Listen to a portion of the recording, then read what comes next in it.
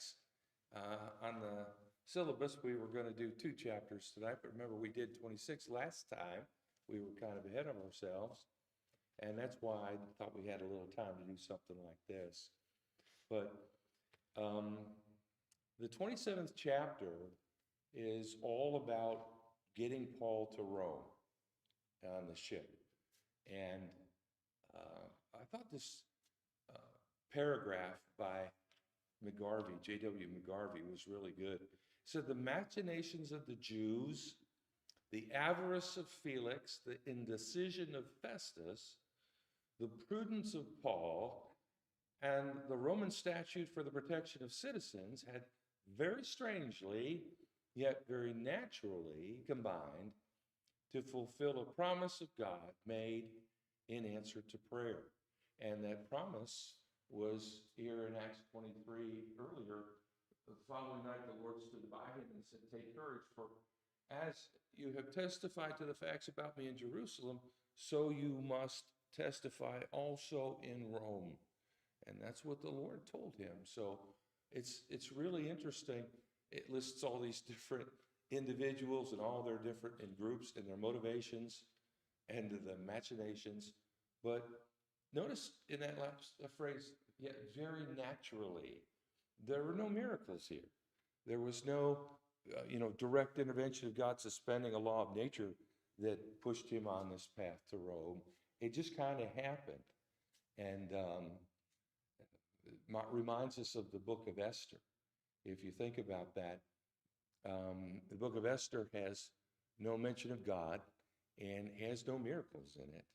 But why exactly was the king reading in that place in the book when Haman came in? And it's you just go, all right, well, God doesn't have to always use a miracle to get things done.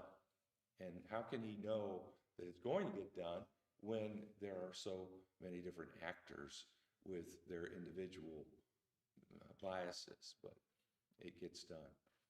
So here's where the chapter goes, chapter 27.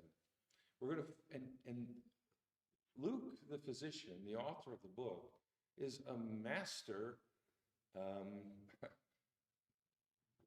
geographer, really. I mean, he is, and this is so different. I don't know if you had a chance to read the Quran or read works of mythology or things like that, but I mean, the way he is just going through all these existing places and saying this is where we went, this reads as history. It doesn't read as fiction. If someone was going to dismiss the Bible as fiction, you've got to tell me how you get a chapter like this. So from Caesarea to Fair Havens, and then Paul speaks to the group initially some words that they should have listened to, but they didn't. So then they try to go to Phoenix, verses 13 through 20, and doesn't go very well. So he speaks to them again, and they're listening a little better this time, 21 through 26. The ship goes to anchor. I mean, it's not anchored anything solid, but I don't think it, but maybe those anchors hit the ground, but to slow their approach. Paul speaks to them again. Everybody's listening at this time, 33 through 38. And then the ship is finally stranded and then broken apart. The ship is lost, but everyone escapes alive. And that's what we're up to here in chapter 27. So here's the graphic from Matt Henneke that shows Paul's trip to Rome. And of course, this is, as far as the book of Acts goes, it's a one-way trip. We get him there, but we don't see him leave. And I'm going to blow up the section in the red for you, but then I'm going to go to a different map because I want you to see a place that we can't find on that other map. Do you see Adramyttium? Adramyttium is way up there, towards the top corner. And that's chapter 1, verses 1 and 2. When it was decided that we should sail for Italy, they delivered Paul and some other prisoners to a centurion of the Augustan cohort named Julius. He's going to be a key player in the whole chapter.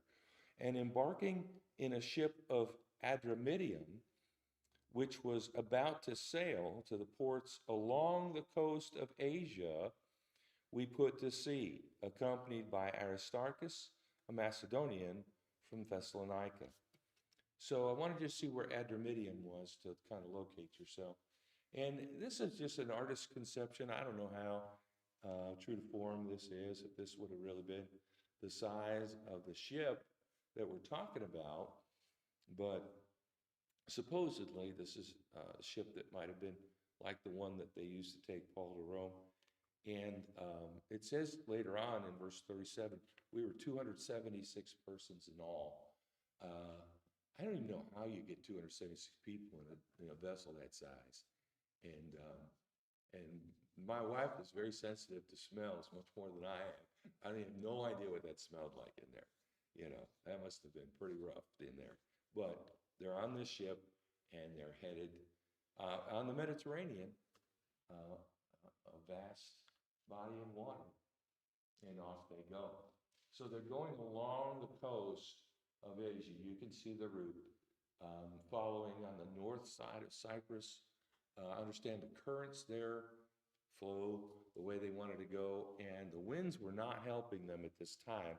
So Cyprus was a little bit of a windbreak for them, I guess, and that's why they went that way.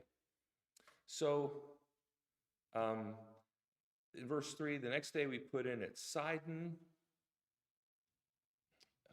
Do you see Sidon there? Tyre and Sidon, way over on the eastern portion of the Mediterranean. And you just follow along. Julius treated Paul kindly, gave him leave to go to his friends that he cared for. Putting out to sea from there, we sailed under the lee of Cyprus because the winds were against us. And when we had sailed across the open sea along the coast of Cilicia and Pamphylia, we came to Myra and Lycia. There the centurion found a ship of Alexandria sailing for Italy and put us on board. So the ship that they were on was headed to Adramyttium, which, they didn't want to go there, but they make an exchange there in Lycia, and so they're in good shape to just go on toward Italy, or so they think. We sailed slowly for a number of days and arrived with difficulty off Cnidus. And the wind did not allow us to go further, so we sailed under the lee of Crete off Salmone, and coasting along it with difficulty, we came to a place called Fair Havens, which is the city of Lycia. So they've got this far, and you can already hear it's not working well. The winds are against them, and it's not clear sailing, smooth sailing. In verse 8, since much time had passed, the voyage was now dangerous because even the fast was already over, far enough along into the winter time, I guess, or late fall, that you just shouldn't be out there. Common sense, I think, tells you to try again in the spring. Don't sail now. But Paul advised them. Here's this first prophecy, if you will, in verse 10. Sirs, I perceive that the voyage will be with injury and much loss, not only of the cargo and the ship, but also of our lives. I don't know how many of us are going to get out of this alive.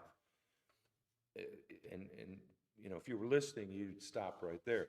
But in verse 11, the centurion paid more attention to the pilot and to the owner of the ship than to what Paul said.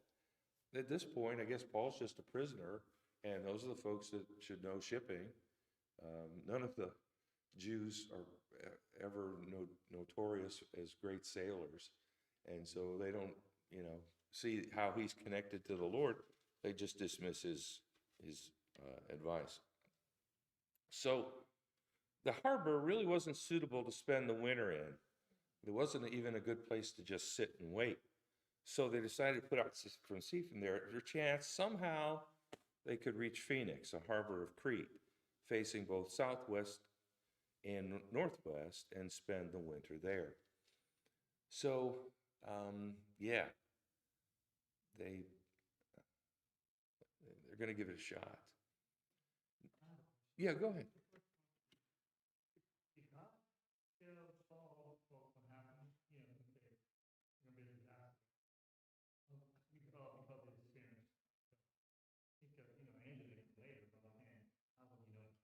Yeah, I think, sometimes he shares where the information came from, and sometimes he just says, but I think I know what God's telling me to do. Do you remember that in 1 Corinthians 7? Um, Turn with me real quick to 1 Corinthians 7.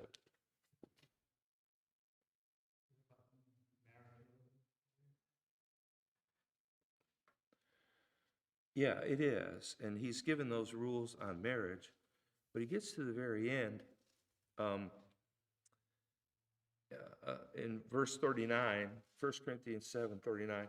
A wife is bound to her husband as long as he lives, but if her husband dies, she's free to be married to whom she wishes, only in the Lord. Yet, in my judgment, she is happier if she remains as she is. And I think that I too have the Spirit of God. So, it doesn't sound like he knew exactly how he came to that, or, didn't know angel told him, but he thinks maybe the Holy Spirit guided him to that. I think he's being a little modest there. I think he knows he has the Spirit of God, but he's just, being a little careful about it. So, in this that we're talking about, back in Acts chapter 27, verse 10, he didn't reveal where that knowledge had come from. So we're left to speculate. So what do? Well, maybe we can get over to the harbor, the good harbor, maybe spend the winter there. And you know what? In verse 13, it says, the south wind blew gently. Supposing that they had obtained their purpose, it looked good at the start. And so they tried it. And they weighed anchor and they sailed along Crete close to the shore. But soon a tempestuous wind called some Euroclydon and some, but the northeaster in this. And you can see what the northeaster would do. Northeaster, because that's the direction the wind's coming from, it's just going to blow them off the island. It's going to blow them that way. And so if they're trying to get into some port on Crete, the wind's right in their face, and they can't do it. So they're stuck. And it struck down from the land. When the ship was caught and couldn't face the wind, you try to tack into the wind. When it's strong enough, it's going to blow you over. You just, to stay afloat and to still be able to navigate, you run with the wind. So you've got the wind directly behind you. Well, what's that going to do? That's just going to send you out toward Africa and away from all the little islands you're familiar with, just into a part of the Mediterranean, I guess, that's just wide open. And the cartographers, when they're recording this, it's kind of like doing the wandering of the 40 years. You just kind of draw a bunch of circles, like they were out there somewhere. We don't really know where they were. So they're out. Where are they now? Do you know where they are now? Yeah, they would have been right under the south side of this island, right here, Crete, right? Yeah. So they would have been there starting off, and now they get blown out into the Mediterranean toward Libya, where it says Libya there. Okay. When the ship was caught and couldn't face the wind, we gave way to it, were driven along, running under the lee of a small island called Cauda, and that's just or Clauda on this map. We managed with difficulty to secure the ship's boat. The dinghy that you're dragging along behind you is a danger, liability now. It's going to get smashed around. So they pull it up and put it on the deck. After hoisting it up, they use supports to undergird the ship. And it's got to get to be a desperate time when you're taking ropes and you're letting them you start at the bow and you let them flow, midway to the ship, and then you tighten them up and you get them real tight with to say what it did. Um, I thought they used the gear to tighten it up. Um, then, fearing that they would run aground on the Syrtis, they lowered the gear, and thus they were driven along. Do you have another phrase there for lowered the gear in 17? Sea anchor. The sea anchor.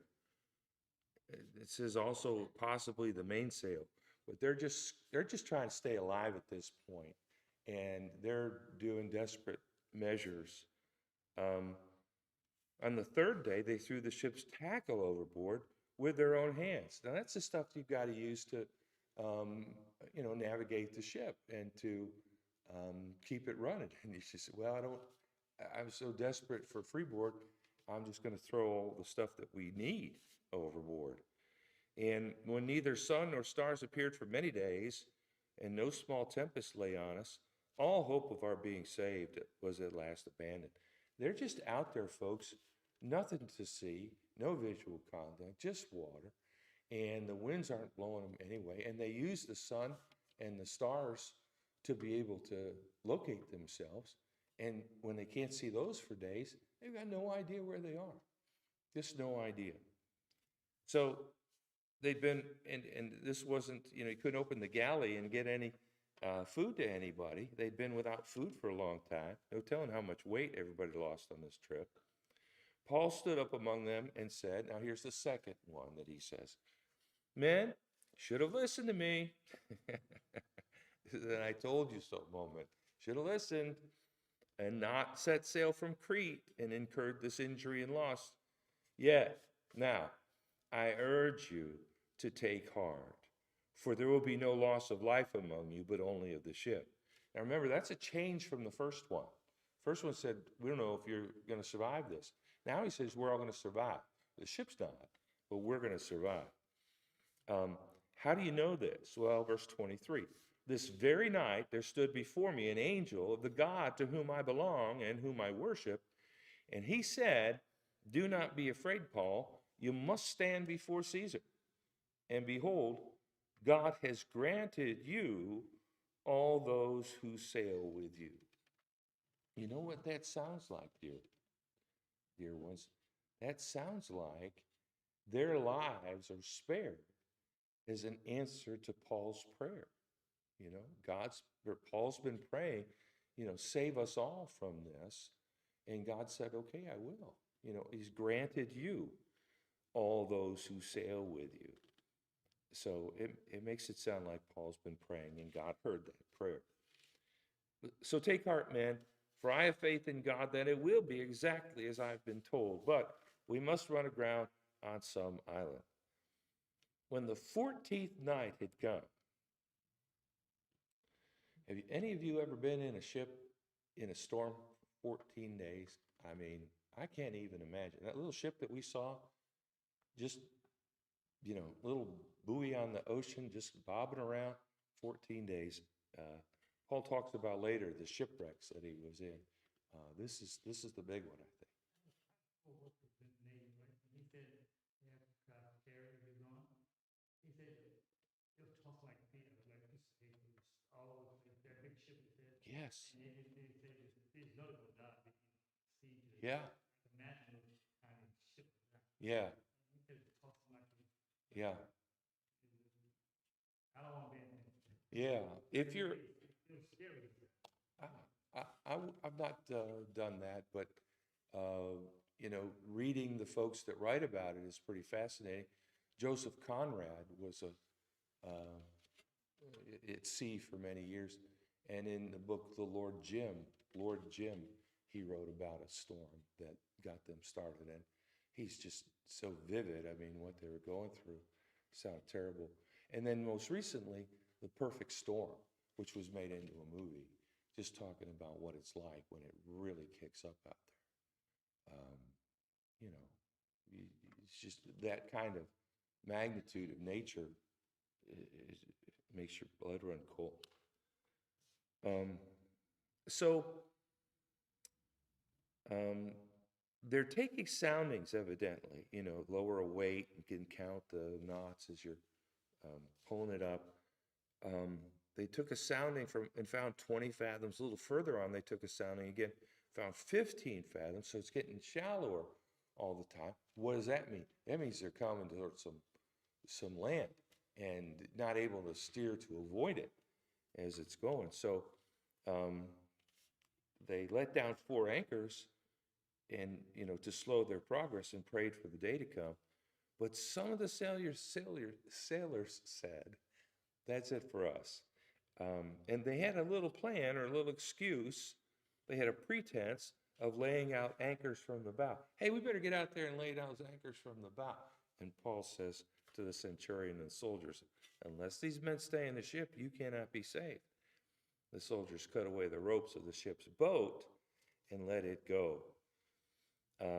It was about to dawn. Paul urged them to take some food, saying, "Today is the 14th day that you've continued in suspense without food."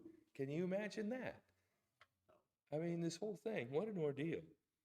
Having taken nothing. Therefore, I urge you, take some food. It'll give you strength. For not a hair is to perish from the head of any of you. When he said these things, he took bread and giving thanks to God in the presence of all, he broke it and began to eat.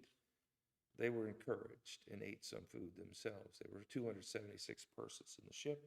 And when they had eaten enough, they lightened the ship, throwing out the wheat into the sea. Well, now we don't even have any food.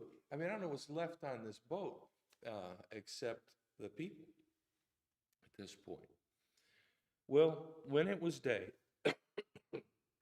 there was land, but they didn't recognize it. They didn't know where they were.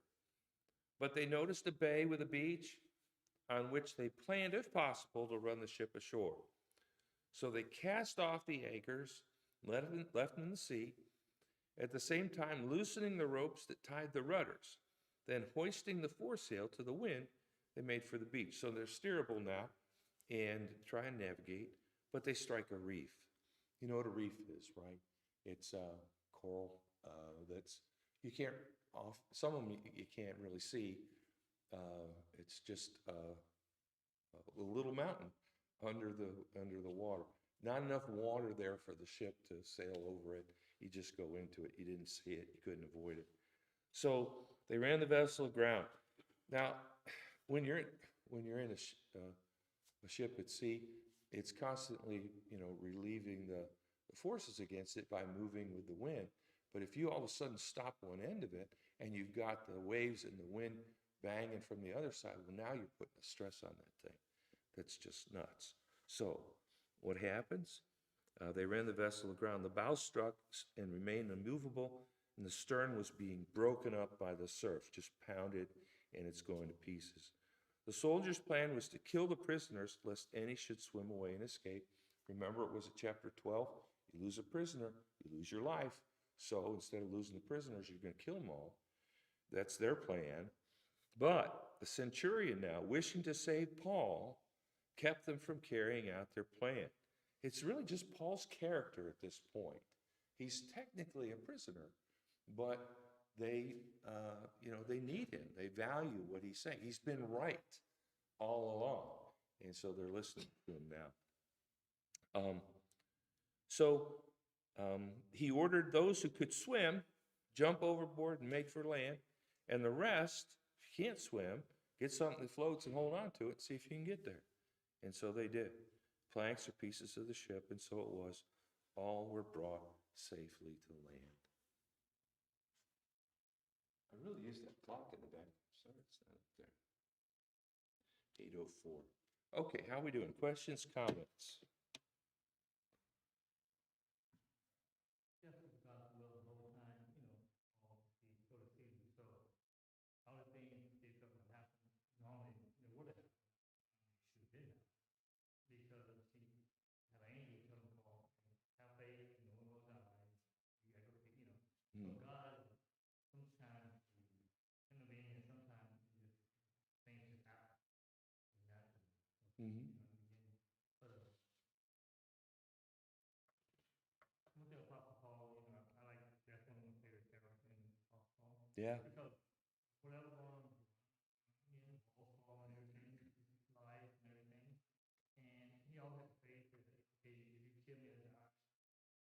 go to a better place, Yeah. right? And encourage you to do the same thing, things happen in life, and they get discouraged and everything, and he got discouraged, but kept his eyes on God, and he knew this life was temporary, suffering, and he knew it was waiting on him, which is, well, we also think that because things happen in this life, and we always question God, like God make mistakes, he doesn't make mistakes, and somebody can tell me, why you take me this daytime to go, right? But people left behind, we suffer and mourn and everything. But it showed he had a lot of faith in God and his belief. Yeah. Through the really skinny times. I mean, it's a very dangerous thing. Anybody who's pushing everything on great, stand on that, the true Christians, and ones are not faithful, they go back into the world. Yeah. And they question God. Yeah. I used to do myself question God. Who am I? Question the Creator, and He's perfect in everything He does. Just gotta accept it. Yeah. Parable of the sower, the two middle scenarios, the one where the thorns come up and choke it out. I think that's just the perils of life. But then there are things that distract us too. In this third scenario, the cares of the world, the deceitfulness of riches. And so, yeah, there are lots of things that can pull our faith away from us, steal it from us. But Paul made it through all of those strong. He seemed to get stronger all the time. Amazing. There's a little exercise I like to do at this point, and I don't know, you maybe remember it from the last time we were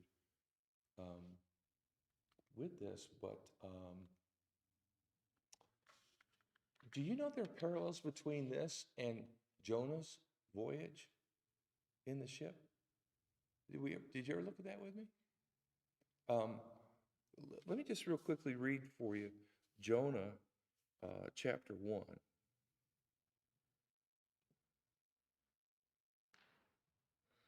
And I want you to, as I'm going through this, to think of things that are in common with Paul's voyage we just read about in Acts chapter 27. So the word of the Lord came to Jonah, the son of Amittai, saying, "Arise, go to Nineveh, that great city, call out against it, for their evil has come up before me." But Jonah rose to flee to Tarshish from the presence of the Lord. He went down to Joppa, found a ship going to Tarshish, so he paid the fare, went down into it to go with them to Tarshish, away from the presence of the Lord. But the Lord hurled a great wind upon the sea. There was a mighty tempest on the sea, so that the ship threatened to break up. Then the mariners were afraid. Each cried out to his God, and they hurled the cargo that was in the ship into the sea to lighten it for them. But Jonah had gone down into the inner part of the ship and had laid down and was fast asleep. So the captain came to him and said, "What do you mean, you sleeper? Arise, call out to your God. Perhaps God will give the thought to us that we may not perish." And they said to one another, "Come, let us cast lots that we may know on whose account this evil has come upon us." So they cast lots, and the lot fell on Jonah. Then they said to him, "Tell us, on whose account this evil has come upon us? What's your occupation? Where do you come from? What's your country? Of what people are you?" And he said to them, "I'm a Hebrew, and I fear the Lord, the God of heaven, who made the sea and the dry land." Then the men were exceedingly afraid and said to him, "What is this that you've done?" For the men knew that he was fleeing from the presence of the Lord, because he had told them. Then they said to him, "What shall we do to you that the sea may quiet down for us?" For the sea grew more and more tempestuous. He said to them, "Pick me up and hurl me into the sea. Then the sea will quiet down for you. For I know it is because of me that this great tempest has come upon you." Nevertheless, the men rowed hard to get back to dry land, but they could not, for the sea grew more and more tempestuous against them. Therefore they called out to the Lord, "O Lord, let us not perish for this man's life, and lay not on us innocent blood. For you, O Lord, have done as it pleased you." So they picked up Jonah, hurled him into the sea, and the sea ceased from its raging. Then the men feared the Lord exceedingly, and they offered a sacrifice to the Lord and made vows. What are the similarities? What are the differences here?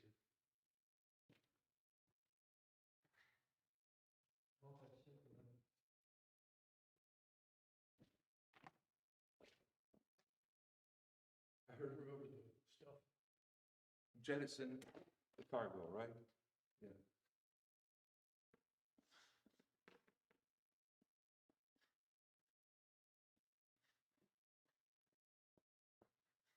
In both instances, it got so bad they had to throw the stuff that was in the boat.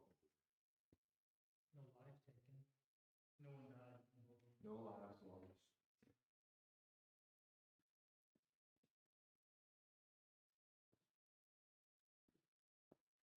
What else?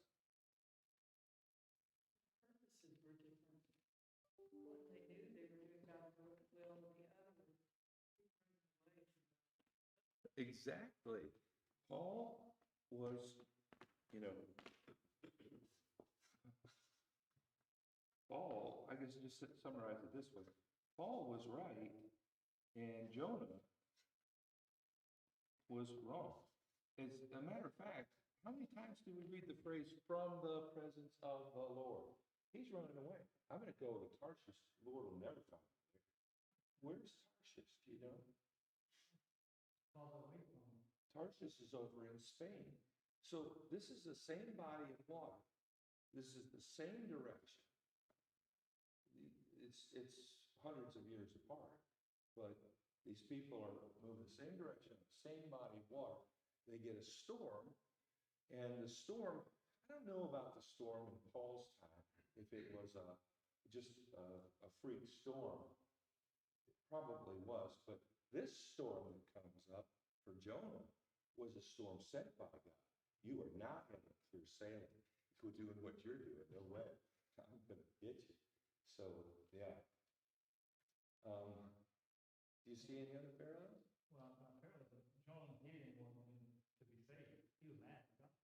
Yeah, All he had to do, all he could be saved. yeah, Don't tell them, it was like enemies, you know. yeah, When you say, man, that's how you make them direction. yeah. He didn't like them. It's another one of the things that is fascinating. Was Jonah a free man or a prisoner? Free. Was Paul a free man or a prisoner? Prisoner. Where was Jonah treated on that ship like a free man or a prisoner? He's down in the hold, the bottom of the ship, hiding. And he's more like a prisoner than a free man. And Paul is more like a free man than a prisoner. And everyone's listening to him. But they both, Jonah and Paul, both speak the truth to the crew, you know, say, here's what's going on. This is what the Lord wants you to do.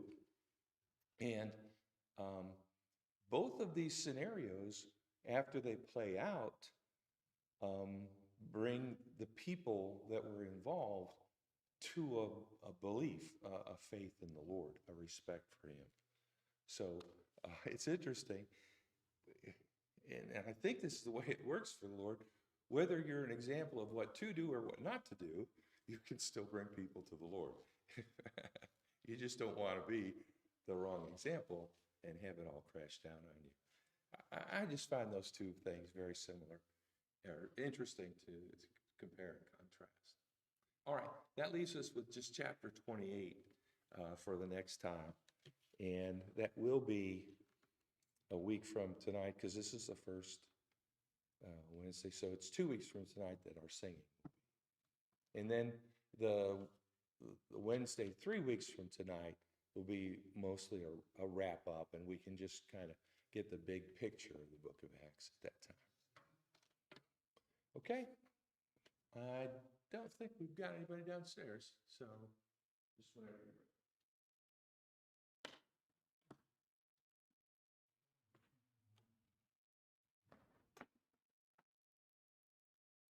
Get that stuff off. That's on me number 307, 307. Put that there where you can see.